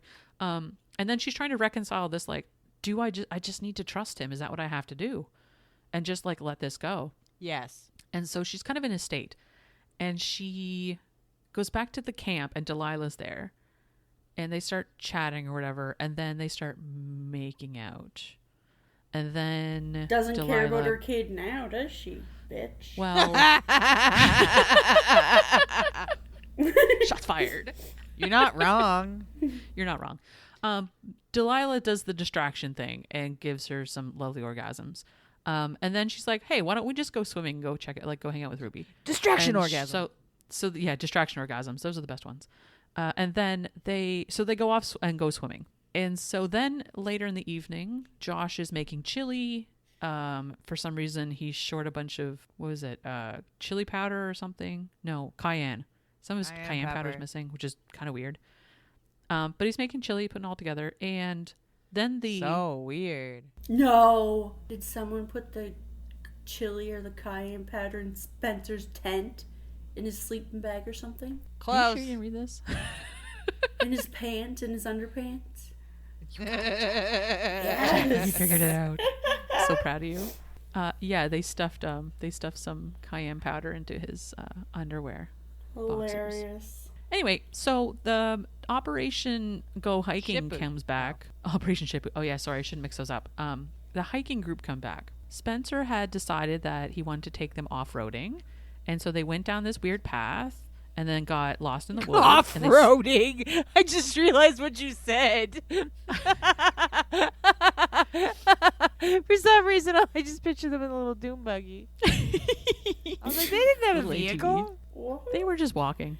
They were off-roading walking. And so they saw a bear in the distance. Everyone got like eaten alive by flies. They like walked through And a the river bear. at one point. And then anyway, they ended up lost. They finally get their way back. And everyone's just fucking miserable. And Iris is kind of mad at Claire because she's like, "You ditched me." Iris is just like, "Yeah, I told him he was going the wrong way." And Astrid's like, "Yeah, I also told him he was going the wrong way." And nobody listened to anyone else, of course, because Mr. fucking alpha male bullshit was like, "I'm going to do what I want." And here, come Whatever. along with Let's me. just all change our underwear and get on with it. So he goes and changes whatever. They're sitting down and having chili. And all of a sudden he starts getting kind of squirmy. And Claire is just like making eyes at Delilah. Or no, sorry, Delilah's making eyes at Claire because Claire's not paying attention. And Delilah like clears her throat and Astrid pipes up. She's like, "Is there something wrong? Do you need a drink of water?" And it's just like very overt what's going on. And then like Spencer starts like scratching his junk like in the middle of of dinner. And of course Ruby's sitting there and they're like, "What the fuck are you doing?" Like, go, like not in front of the kids sort of thing. My dick's itchy. Stop being a pervert. Yeah. And so anyway, he and Astrid go back in the tent and everyone just starts bursting out fucking laughing. And then of course Delilah's like, "Hey Josh, we owe you some cayenne pepper." And then they just like tell them what had happened, or what they did rather. And that's funny. And Astrid of course is kind of pissed. And Spencer's super pissed. No, he loved it. He discovered a new kink. Could you fucking imagine? Yes. Yes. Of course, Claire was like, once everyone goes to sleep, we can do some naughty stuff, go in the woods and just like make out or whatever. And Delilah's like, "Yeah, sure, whatever." And then immediately, like 5 minutes after laying down the tent, like both Iris and Claire out fucking cold. And of course, Delilah's like, "Yeah, that tracks. Okay, cool." So Delilah gets up and like goes to grab a beer and sit by the fire, and she finds Astrid already there. They don't really say much to each other, but Astrid just starts not lamenting, but she's sitting alone, drinking in front of a fire in the middle of the night. And Delilah just sits there kind of quietly and doesn't really say anything. They're good at communication. Well, their form of communication is not communicating, and then it's Astrid kind of haphazardly spilling her guts to a point. And so Astrid just like, her eyes are kind of glossy, like she's obviously been drinking a lot. And she just starts talking about how, you remember, what was it? The story about like, remember when Mom was teaching us about sex ed when we were 12? And what she said was something along the lines of, all you need to do is please your husband. Essentially, like, you can get through anything. Yeah. And it was mostly about like the sex talk too, about like, you're only in it to please your husband. And Astrid, like her entire life, she was always supposed to say yes to everything, was the vibe that she got. And so this is the conversation she's having with Delilah about like, that she's having at Delilah, because Delilah's not really responding. Just about like how she always feels like she has to comply with what everyone wants her to do. And it's this kind of like, you know, crack around the edges vulnerable moment where Astrid's just like, you know, she's realizing what she's doing and the direction she's going in. Delilah is just kind of there. I don't know. Reading it a second time, this had a bigger impact on me, and I don't want to spoil it, but this is like Astrid trying to be vulnerable to Delilah for like little moments like this. And it's one of those things they never had when they were children, but they're trying, like Astrid's trying to do it now. So anyway, just an interesting thing to note. They go back to sleep, whatever. A couple of days later, Delilah just like stops into Claire's house because she missed her, which is a thing she does apparently. Ruby ends up, I think she's out at Josh for the night or something. And so Delilah takes Claire on like a roller skating date, and they eat terrible pizza together and just have like a super cute like high school level date that's really kind of adorable. And the idea of like Delilah roller skating amuses me to no end for some reason, because she's like doesn't seem like the roller skating type, perhaps, I'm not sure. So they go on this adorable date, and I don't even know if they do naughty stuff after. They may. I don't recall if they do or not. But anyways, it's just this like really cute thing. Claire asks the question like, oh, do you do this often? And Delilah's like, yeah, I've never taken anyone on a date like this ever in my entire life. And so you get this little insight of Delilah is like fucking falling for this gal, and it's kind of adorable. So I think it's a couple days later, we're going to have the bachelorette party. With all four of them again? Like, they don't even have other people hanging out. No, it's just the three of them, really. There's other people around Jack, but like, this is the core group we're focusing on. Yeah. Because I think even at the brunch or whatever, there's a bunch of people that were like Astrid's mom's like group of people, you know, like, yeah, because where she's a philanthropist, she's always around high profile humans, and so those are the people that get invited to everything. And then like the two friends that Astrid has, the fellow board members and all that nonsense. Yes, performative bullshit. Yeah, well, and that's the thing, it's all about appearances for Astrid's mom. And so like, what's the biggest thing about appearances is having these kind of people around all the time. Iris and Claire roll up to Astrid's house to pick her up. When they pull up to the house, Spencer is out on the lawn picking up his clothing that Astrid is whiffing out into the lawn. So they're having this massive fight because Spencer just went off and bought a house in Seattle without discussing it with Astrid, with the assumption that after they're married, they were going to be moving to Seattle. And where do they live now? They live in Bright Falls, which is like, I think it's a several hour drive from Seattle. It's like 4 hours or something. Okay, cool. And Astrid had made it very clear that she did not want to live in Seattle, and she has no interest in living in Seattle. And Spencer just went ahead and made this decision for them regardless of how she felt, because he's a douchebag. He's taking care of his woman. Basically, Jack. And so, well, and again, it comes back to the appearance thing where like Spencer is about appearances, just like Astrid's mom. And so Astrid was trying to just please him in those ways. But this was her breaking point. For whatever reason, this was the one that she's like, I told you I don't want this, and this is what you're doing, and you're doing it anyway, and you're making me do it. And this is Astrid's breaking point. She's like done with this. She's like, not marrying this guy. Get the fuck out of my house. We're done here. This was like the major conflict for Astrid. So, of course, Claire and Iris go in and comfort her. They have this moment of like Astrid admitting that she's just been saying yes to everything for so long that she doesn't know how to have boundaries and tell people no. This is where you get this major character development with Astrid, where she starts making decisions for herself. Iris and Claire are pretty overt about like we're here to support you and whatever you need, and we're upset that you're upset, but like, yeah, Spencer wasn't good for you, sort of thing. But they're being pragmatic about it right now, in that they're here to support their friend first because she's going through this massive breakup. So there's not a lot of like, I told you so bullshit. It's just straight up support, love and support, which is great. The next day, they have a meeting at Wisteria House because Mother must be told that the engagement is off. Mother. Claire specifically asked Delilah to come to the house because she wants her there for a support system, even though Delilah is just like, oh, I don't want to fucking go to that house. Like, that place is just like the pit of despair that is my life. But of course, Delilah has that notion too, but like, well, Claire had asked me to go, so yes, I'm going to go. If anyone else would have asked, she probably wouldn't have. So it's an interesting conundrum there for Delilah as well.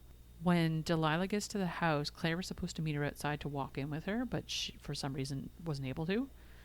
And so Delilah walks into the house, and she's overhearing what's going on in the sitting room. And she hears Isabel, not like Isabel's not the kind of person to raise her voice. Like, she doesn't yell. She's one of those like kind of even talking people that is going to say the most heinous shit without having an emotion in it. Of course, she's like berating Astrid about this and be like, what will people think? I can't believe you would do this. Like, this is all on you. Like, have you even tried to take him back and all this other stuff? And just some really shitty stuff, to the point that Isabel throws at her, this is probably because you have that your quote unquote sister at your wedding, and then you demanded that she be at your wedding, and ever since she came back to town, these are the kind of things that have been happening, and it's her fault, obviously. Well, so you get two things here. One, Isabel like hates Delilah, and then two, Astrid was the one that wanted her sister at her wedding, because Delilah was of the understanding that Isabel was just like, oh, she knew Delilah and she's going to pay her this money, in like a guilt trip situation of like trying to keep her in the family because, you know, that was her dad. She had fallen in love with and married and whatever. And so this kind of like, not a controlling, almost a controlling thing, but like an obligation to keep Delilah in the family. Right.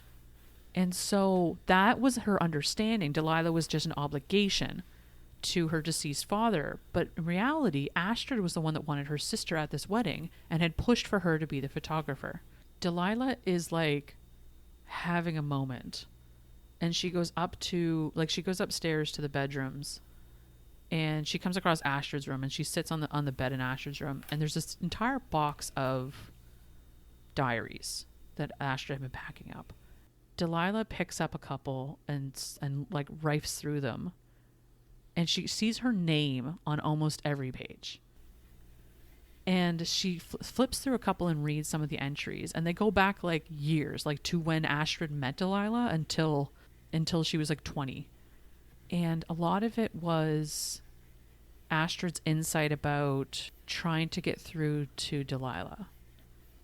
And about like, oh, I invited Delilah to watch movies with me, but she just kind of blew me off and didn't say anything.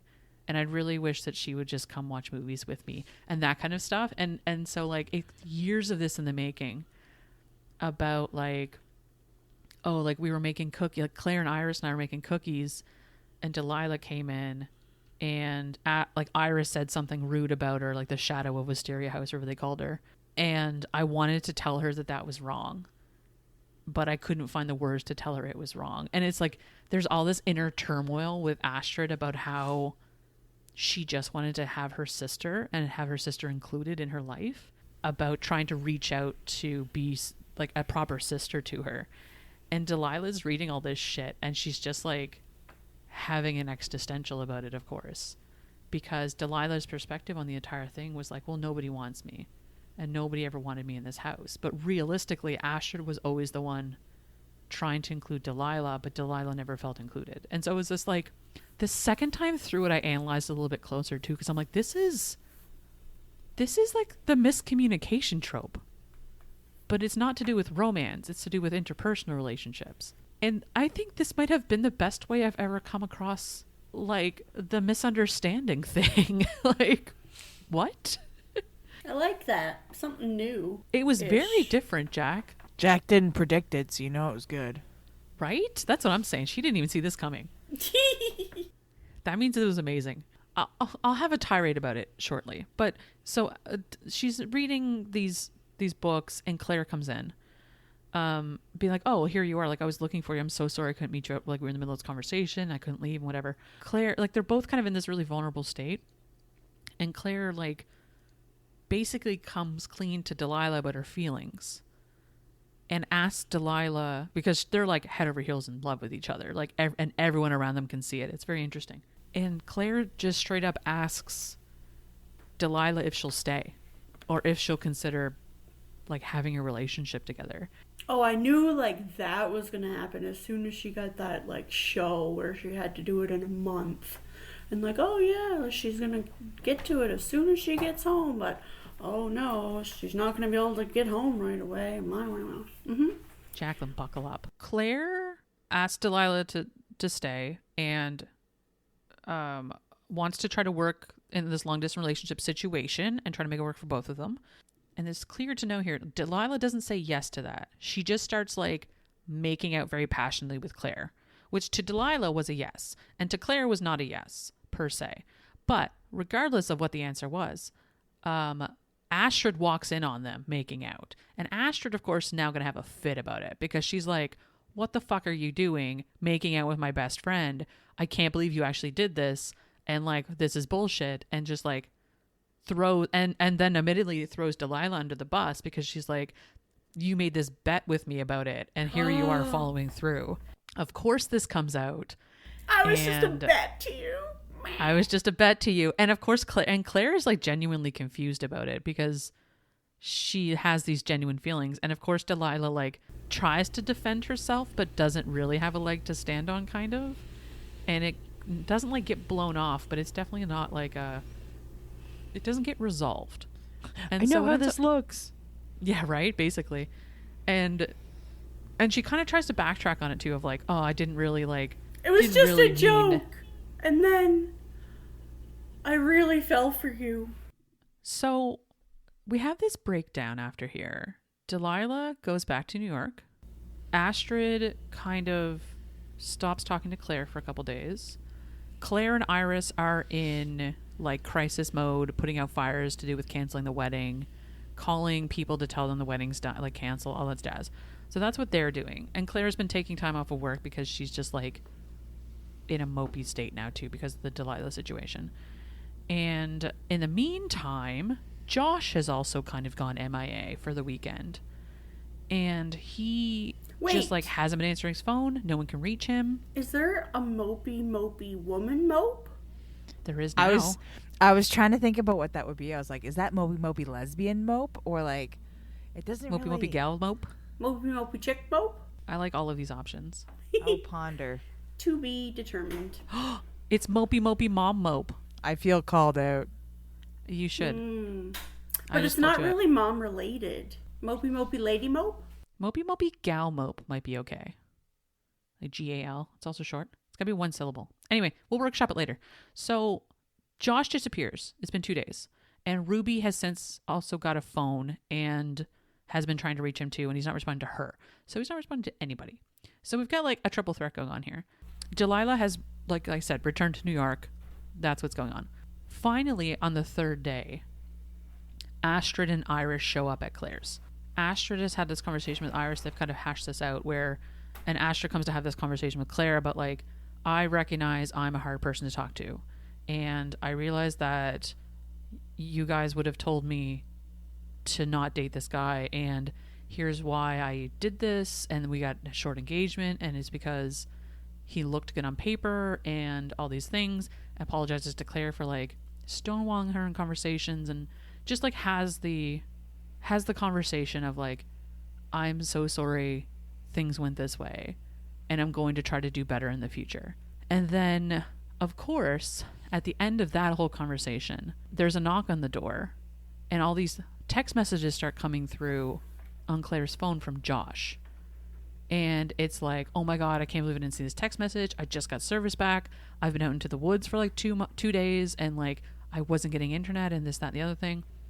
And as soon as Josh comes to the door, because Claire's been in a fucking state for 2 days, and Iris opens the door and it's Josh on the other side, and she immediately punches Josh in the face.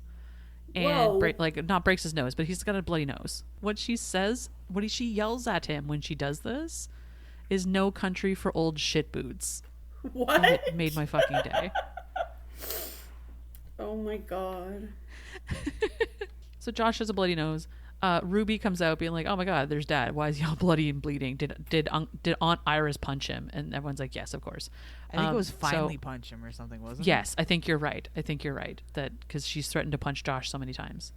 I identify with Iris sometimes. So it comes out that Josh had been building a house in Winter Lake where he was working. He's like a carpenter by trade, and so he was working out in this Winter Lake place outside of Bright Falls. It's like a half-hour drive, and admittedly, there's not a lot of service out there.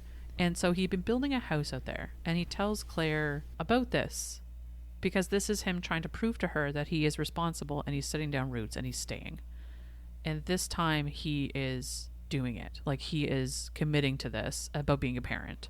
Of course, Claire's like, "Well, why didn't you just tell me this? Like, you just fucked off for 2 days and disappeared. What did you think was going to happen? Like, we've been through all this before." And he's like, I knew that if I told you, you wouldn't believe me. And so I had to prove it to you in order to, like, make you understand that this was important to me. That afternoon, he takes Claire and Ruby up to the house that he built and shows it to them. And he and Claire have this kind of heart-to-heart out back on the patio about life, basically, and about, like, how Claire needs to do stuff for herself and she needs to, like, be more comfortable with who she is, sort of thing. And Josh, admittedly, too, is like, you know, at some point in my life, I would like to have another partner. And, you know, I'm not ready right now. I just want to raise my kid and have my house and stuff and just live my life. But Claire, like, you have this person who looks at you in a way that neither of us have ever looked at each other. And, like, that is love. And you need to chase that down and you need to do that for yourself. And so Josh, like, pep talks her into chasing after Delilah, basically. And that's kind of where we leave that scene for now.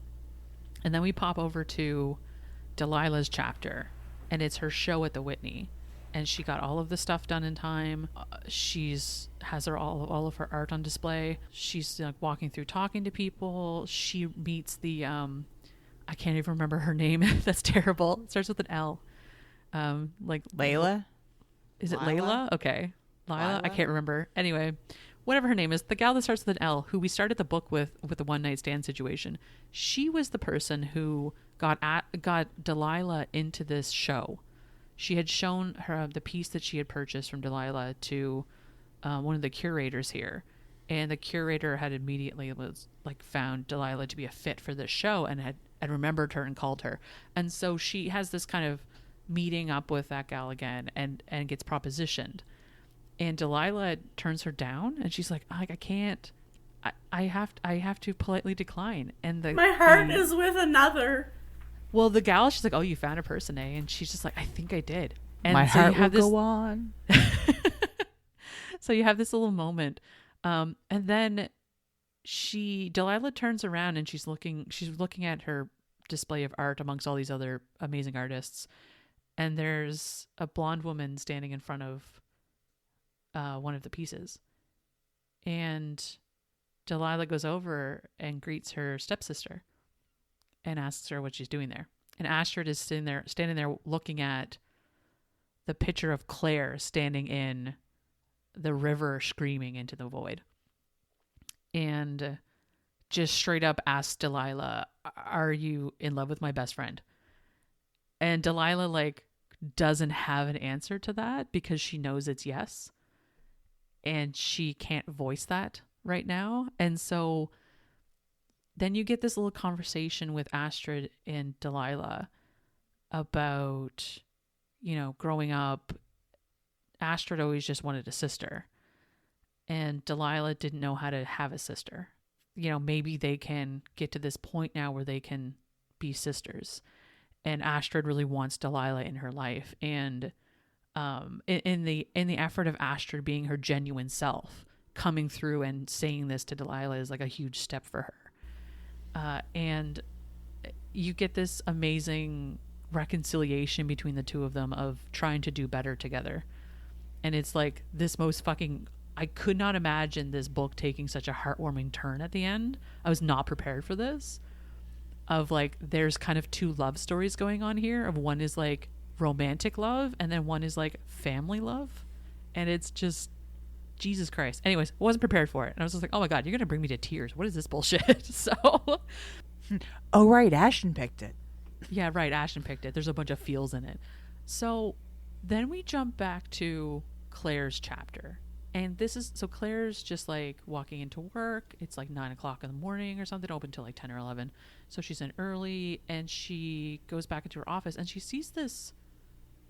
Like there's a wall that she'd intentionally left blank at the bookstore because she wanted to fill it with something specific. Like she wanted to find an artist that would really punctuate the presence in the bookstore, that would really complement it. And she had never gotten around to doing that. It was on her to-do list. The same with like opening a cafe at the bookstore. It was like on her to-do list. She'll get there eventually. But she walks in this morning and the entire wall is filled with a photo display of these photos of Claire and all of her family and friends. And it's like pictures of her and Ruby, and it's like pictures of Josh, and it's pictures like Josh and Ruby, and like pictures of Claire and Asher, and like stuff from the spa. And so it's a bunch of pictures that Delilah had taken over the last number of weeks and had them framed and were put up. And Claire has this feeling of like, oh, like this is probably something Astra did or Iris did. Like it's an easy thing to do to get those, because I know Astra got all the photos from Delilah and whatever. She probably just did something nice. But then she finds another photo that's on her desk and she picks it up and looks at it. And it's a picture of her standing in the water, screaming into the void. And then she knows for sure that it's Delilah because nobody else would have that photo because Delilah wouldn't give it to anybody else. And Astrid specifically at the show was like, you might not want to sell that photo if you're in love with my best friend. And sure enough, Delilah shows up and gives it to Claire as a gift. And Delilah herself shows up and is sitting on this beanbag chair. And then Claire, they start having a heart-to-heart. And Delilah gives her another photo. And it's a photo of the two of them laying in bed, like post-coital, that kind of first night they were together. They'd taken a selfie together. And it's that photo. Delilah does the like, hey, like I'm going to move back here and we're going to be together. Like this is what I want. Like I love you, blah, blah, blah, that whole thing. I have an agent. I can work from wherever. It's not a big deal. Like we're going to do this. And so you get this like amazing happy ending at the end of they're both madly in love with each other and they're going to make it work. And Astrid is like helping Delilah set up an apartment and stuff. And like she's officially moving back to Bright Falls. The happy ending. Yeah. Yay. Wait, is that it? That's it. Oh, No one turned into a demon. It was a very happy ending. nice. So, like, what was her mom like in the end? Do we still hate her, or? We don't love her. Okay. She's like, you don't get a lot of Here's the thing, Jack. The second book is about Astrid. Okay. And so, and Ashton, you can speak to this. I suspect some of that stuff comes up in that book. Yes. Okay. So we'll get some reconciliation on another night. Today is about Claire and Delilah specifically. So this is their happy ending. If you would like to keep reading, though, the second book is out. All the books are out. They sure are. There's 3 of them. But on that note, Jacqueline, I do have something for you to read. And it is from this book, though. And at your leisure, you can go ahead and read that. Just so you know, Claire said, I haven't done this in a while. Delilah lifted her face from where she'd been nipping at Claire's collarbone with her teeth. This? Sex. Delilah just smiled, then slid one leg between Claire's, pressing her thigh into Claire's center. Oh my God, Claire said, gripping a fistful of her duvet cover as a bolt of pleasure shot up her spine.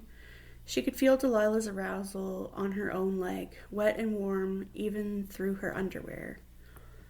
I think we'll be just fine, Delilah said, undulating her hips again, causing friction right where they both needed it. Fuck, she said into Claire's neck. I need to taste you. Tell me I can. The rumble of Delilah's voice went straight between Claire's legs, and the idea of that hot mouth closing around her clit. God, yes, Claire said, body rolling upward, seeking more pressure. Delilah pressed a kiss to her throat, then started a slow, torturous journey down her body. Tongue, lips, teeth, pausing to explore one nipple, then the other, before continuing a wet glide down her stomach. Claire watched those dark curls descend, feeling every scrape of Delilah's nails as her fingers hooked through the top of her underwear and tugged the cotton down her thighs and off her feet. Claire's legs fell open, her hips rising to meet Delilah as the other woman settled between them. "God damn," Delilah whispered, pressing a kiss to the inside of Claire's thigh. "You're gorgeous." The other thigh, another kiss, and very wet. Claire released a shaky laugh. Fuck yes, she was wet. Her clit throbbed, desperate for contact, but Delilah seemed to be in no hurry, brushing her mouth gently against Claire's center, tongue darting out for a taste everywhere except where Claire needed it. When Delilah licked a slow path from her entrance to her clit, then blew a puff of warm air over her, and, holy hell, hummed against her skin, Claire nearly lost it. "God, Delilah, please." Delilah grinned up at her. "Please what?" Claire groaned in frustration, hips reaching for the ceiling. "Tell me what you want," Delilah said, her mouth so close, that warm breath sliding over Claire's skin again. "Fuck me," Claire said, fingers tightening through Delilah's hair. "Please, fuck me with your mouth." It turned out Delilah was excellent at taking directions. She hooked her arms around Claire's thighs, pulling her closer. Then her mouth got to work, doing exactly what Claire had begged her for. She kissed and licked, her tongue slipping into Claire's like silk. A slow, keening sound ripped from Claire's throat, a sound she didn't think she'd ever made before. But fuck, she didn't care, because Delilah's fingers replaced her tongue, curling inside Claire and pressing against her wall. Delilah's mouth closed around her clit and sucked, then licked, then sucked again. Claire's thighs trembled. Her hands pulled at Delilah's hair in a way she hoped wasn't too hard, but she couldn't think, couldn't worry, couldn't do anything but gasp and moan as Delilah's teeth and tongue and mouth lapped at her, fucked her just like she'd asked, until she finally broke. Her legs tightened around Delilah's head, nails digging into the other woman's scalp as she yelled obscenities at the ceiling. Delilah stayed with her until her body stilled, gentling her back down to earth, soft presses of her mouth to Claire's sensitive skin. Finally, when Claire could see straight, she pulled Delilah up her body and kissed her, the taste of herself on the other woman's tongue, like striking a match low in her belly. "Good?" Delilah asked. Claire just laughed into her mouth. "You were loud as hell, so I'll take that as a yes," Delilah said, and Claire froze. "Oh shit, I'm sorry, But Delilah cut her off with a tug of her teeth on Claire's earlobe. "Are you kidding me? That was the single fucking hottest thing I've ever heard in my life." "Really?" Claire could hardly believe it. Delilah had surely heard a lot of women coming underneath her in her time. Way to call her a slut, bitch. Shots fired. But Delilah just nodded, tongue flicking out to taste the sweat on Claire's neck.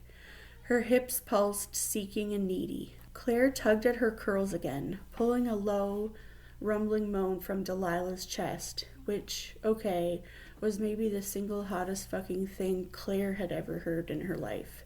It made her feel feral, desperate, and she wanted to make Delilah come as hard as she had. She pawed at the other woman's underwear, which was ridiculously still on her body. Delilah quickly caught on, angling away from Claire and yanking the lacy cotton off with very little grace before throwing it into a dark corner of the room. "Good call," Claire said, running her eyes over Delilah. The other woman was shaved, nothing but a perfect dark landing strip to guide the way. Claire gripped Delilah's hips and nudged her legs apart, pulling her until she was sitting up and straddling Claire's thighs, palms braced on Claire's ribs. When the hot slide of her center met Claire's mound, both women groaned. "Best fucking decision I ever made," Delilah said, her breath ragged.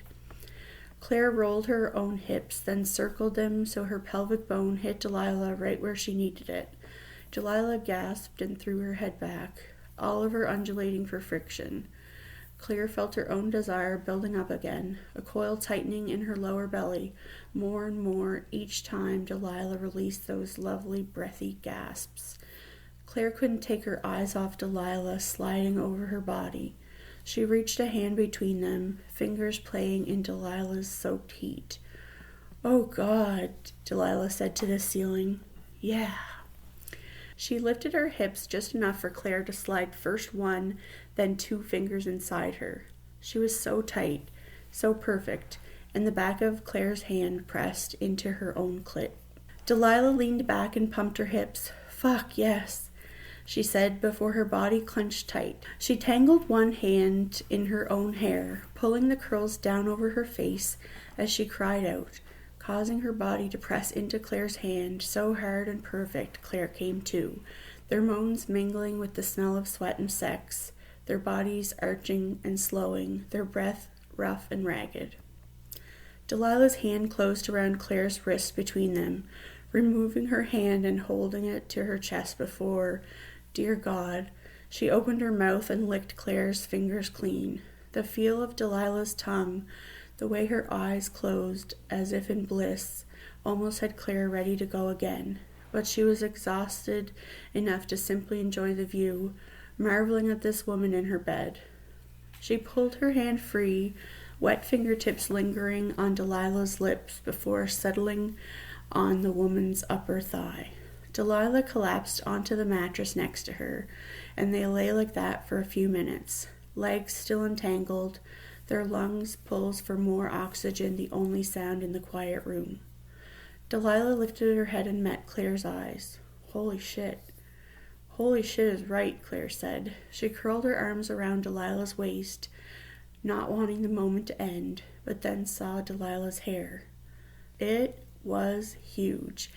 Haloing around the other woman's face, the curls were tangled and frizzy and wild, the very definition of sex hair. And it was just about the cutest fucking thing Claire had ever seen. She let out a long laugh, relieved and sated and just plain happy, cupped Delilah's face after she found it beneath all that hair and kissed her hard. And then her kid came home from a sleepover. How rude. You got it, buddy. Super rude. Don't you ever fight with your friend again. How dare you? So now we have to rate this book. What do you think we should rate it on? Shitboots. What about... Oh, Shitboots. But there's only 2. So maybe more than that. So let's rate it on 6 Shitboots. Because you have to have pairs of Shitboots. Jack, would you like to rate it first? So, like, Shitboots are good? Yes. How many boots of shit do you rate this? I don't know. 6 Shitboots. It seems like the more, the worse. But anyway, I feel like You're not wrong, but it's okay. It's okay. In the spirit of it, they're good. Yeah. Quantity, not quality. Yeah. Right. Okay. Fair. So Let's pretend they have monetary value attached to them, so they're worth something. shitty shit boots. The shittiest of shit boots. This means they're better than. Anyway, that's confusing. I actually feel like I liked this one. It seemed like half kind of not maddeningly annoying in all the different ways that many of them are. I mean, It was a very normal book. yeah, but like we've had normal. I feel like the last one was kind of normal, but then like they had that douchebag of a guy, like Yeah. ripping down her wallpaper and stuff, like thinking he knows better. Oh, yeah, that one. I was like, But what did we anyways, read last? Fucking Graham Graves. Ugh. Ugh, what a guy. I mean, Spencer, obviously not cool, but at least he's not supposed to be like dreamy and we want them to be together or whatever. You got it. Exactly. So, I mean, I think I'll give this shit boots, maybe like 3 like full adult sized shit boots. And then like a 4th shit boot that is like for a toddler-ish. Is that 0.5? like maybe a 4-year-old or so. Okay. It's very specific. Thank you. And then I would like to sprinkle some cayenne pepper on all of the shit boots. That's not a delicacy you've painted. Thank you. A Yeah. delicacy. So is that like 3.75? Or is it a 4? I'd say it's more It's a like 4-year-old. It's probably 3.5. 3.874 or so. Oh, Okay, that's reasonable. I had to dock like a couple of Boots of shit. like points, tenth of points or whatever, because she kept writing the other woman in all these like spots where I was reading it, like the other woman's over here, the other woman, like, and I get it, they're both women, but it just kind of made it seem like, like the other woman, and it was just I kind see. of Okay. just kind of weird you to for a loop. read. Yeah, weird to read. Gotcha. But yeah, Okay. I might actually like just voluntarily pick up the second book and read it, even. I honestly think, Jacqueline, like the writing of this book too is very good. Or maybe the And- first one I would probably read actually first. But I would very much suggest you read this book. I'll even lend it to you. oh, I have the audiobooks if you want me to send them, Jack. I love it.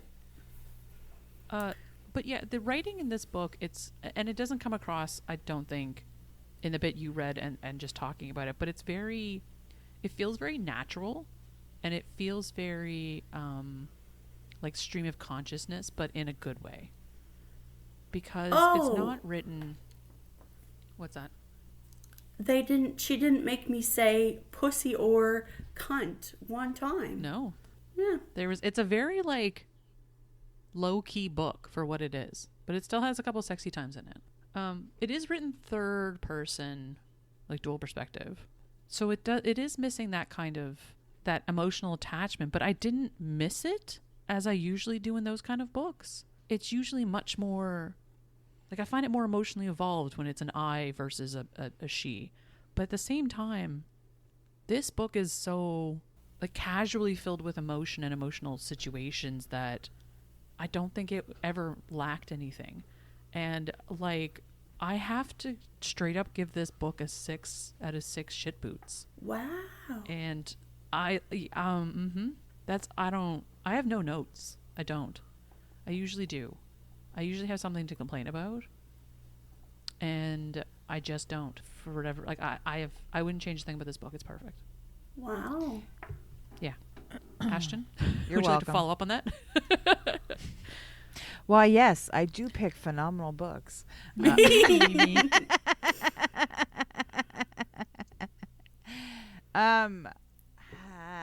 I hate rating something out of something. You know, like I hate giving things a perfect score. But I already did it. I No know. obligation. You do whatever you want. I don't know. I wouldn't have an obligation anyway. There were a lot of things that this book touched on that I liked the way it touched on it. The one thing we didn't discuss, which I fucking loved about this book, was Iris's character with her partner Grant, and like their one fundamental difference, like him wanting a big family and her not wanting a big family or a family at all, but like how much she loves Ruby and her nieces and nephews and all that stuff. It felt so well thought out, and while there were complicated emotions, the story itself was not complicated, if that makes sense. Yep. So,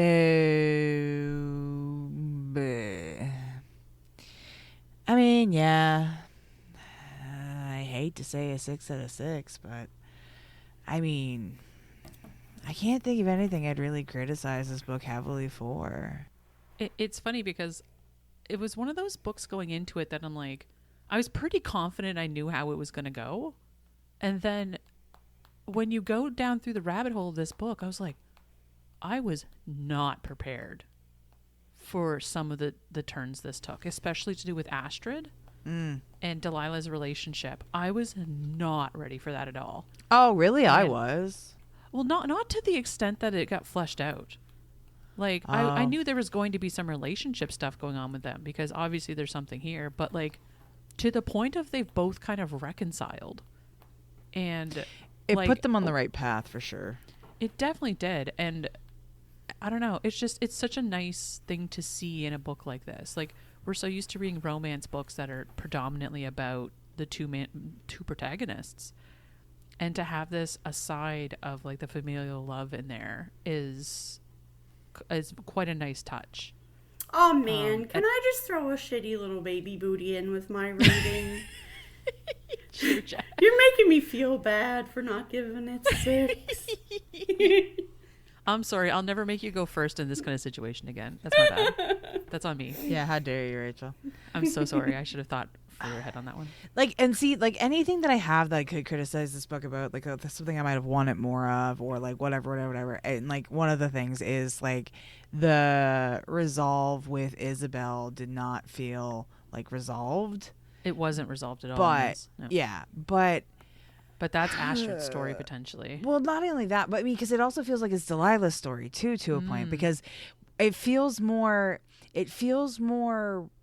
pushed and like resolved-ish, or like pushed into like the light in with Astrid, but there's nothing with Delilah. And like I mean, now having read the second one, I get that the whys, like I do, but it's, if I had just read this as a standalone, I guess that would be a complaint. But yeah, no, I'll give it a 6. I was Admittedly, too, the way this book ended, and especially the stuff with Isabel and between Astrid and Delilah, it really makes me want to read the second book. Like, I wanted to read they're it to solid begin with. books. I have nothing else to say. That no notes, no follow up. The next time we are back, we are talking about the last book in quite an amazing series, what I'll say, because we read the first book ages ago. It's called A Very No Strings Attached Halloween by Kaylee Loring and Connor Cray. And if you recall, I think it was the Christmas book we did one year. A very bossy Christmas. A Very Bossy Christmas by Kaylee Loring. So this is the last one in the series, and it's about our boy Billy Boston. Billy Baston and the Kaboobie. And I'm getting real excited to talk about this. The Kaboober. So A Very No Strings Attached Halloween by Kaylee Loring. It just came out. If you're listening to this like mid-October, later October, it just came out at the beginning of October. I'm gonna hopefully get this out early November. We'll see how it goes. Chaos scheduling. So we'll talk about that next time. We'll see how it goes. But yeah, so that's available on Kindle Unlimited, free with your KU subscription. You can also just get that on Amazon. Get it straight from Kaylee Loring, wherever you want to get it from. It's available. And thanks for sticking in there, guys, on this amazing Delilah Green Doesn't Care book. Great recommendation, Ashton. We will see you guys next time. Bye. Thanks for listening to the Queens of Spice podcast. You'll find us on Instagram and Twitter at Queens of Spice. Or if you want to send us an email, you can reach us at queensofspice@gmail.com.